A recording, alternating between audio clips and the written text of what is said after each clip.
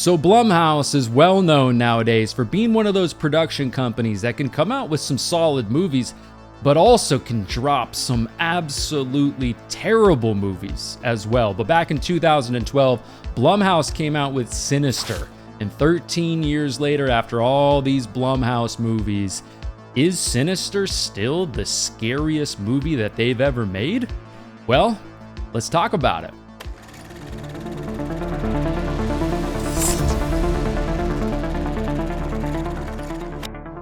What is up, everyone? Welcome to Mad Blood, and today I'm going to be talking about the supernatural horror movie Sinister from 2012, compliments of the horror studio that drops a lot of movies that us horror fans sometimes love, but also sometimes hate. Blumhouse. And when this movie came out, it did great. I mean, they made this movie for basically nothing, $3 million, and ended up making somewhere in the ballpark of $90 million.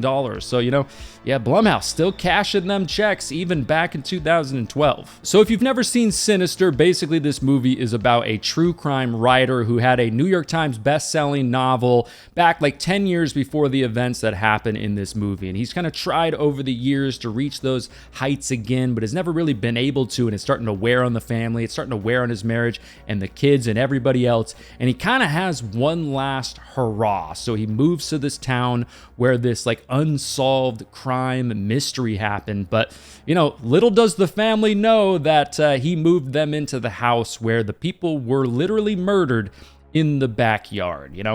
What could go wrong with that? And yeah, personally, I do like true crime stories. I do like unsolved mysteries a lot. But immediately with this story, I find myself invested. I mean, what happened here? What happened to this girl? How did she disappear? Why haven't they found her?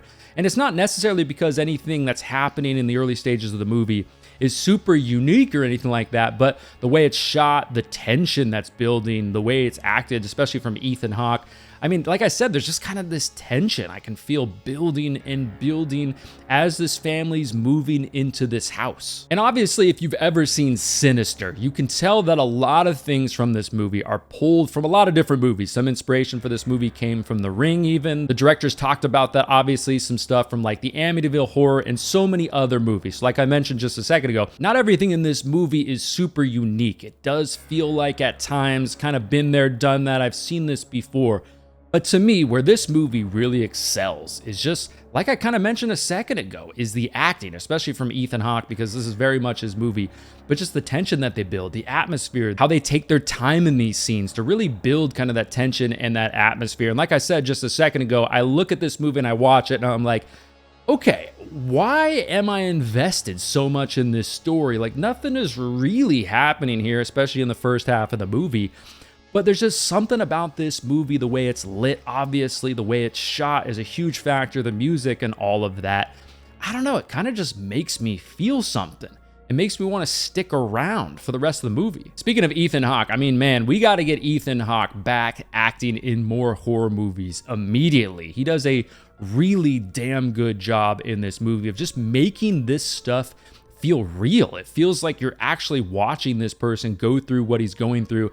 I just feel like you can see his exhaustion, his stress. I mean, how many different directions he's being pulled in with the family stuff, his work stuff, trying just to not be that guy who just had that one-hit wonder, but also keeping his work not just about money, not just about notoriety, not just about fame, also about solving what happened here. Just that constant pull of it. I just think Ethan Hawke does a really damn good job in this movie. Also with this movie, there's something to be said about if you live in America, in suburbia, in the United States, it'll kind of make you think twice about these true crime stories, these unsolved mysteries we hear about. I mean, we always hear about these crazy like family murders that happen and get spread across the news constantly. It'll make you think about that, kind of what really maybe happened. Put your tinfoil hat on a second and kind of think about maybe some underlying themes of just demons and other things like that, or just when you're in your house, just walking around at night, after watching this movie,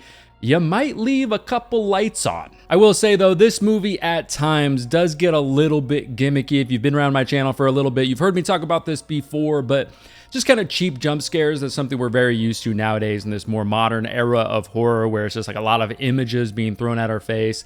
In a lot of the movies that we do see that do end up selling pretty well, so studios do see that as something that they want to take, just an approach that they want to take with a lot of their movies. And this movie does do that with a lot of the hallucinations, a lot of the jump scares, which for me personally, I don't love that aspect of it. I wish they would have kept a lot of the scares, a lot of the visuals more in the shadows, just kind of make us think about it a little bit more, use our imagination a little bit more. Just kind of some of the visuals we see with the kids and the way that they look pretty fake and don't look all that scary to me. I think where this movie really excels is in those moments where they don't really show you what it is. They make you use your imagination. They don't show these kids too much. It's more about the atmosphere and the tension and just taking their time in those scenes. I wish they would have done that a little bit more, which doesn't ruin the movie. It doesn't ruin what Ethan Hawke is doing. It doesn't ruin just the overall story and piecing together the clues with this crime or just this mystery.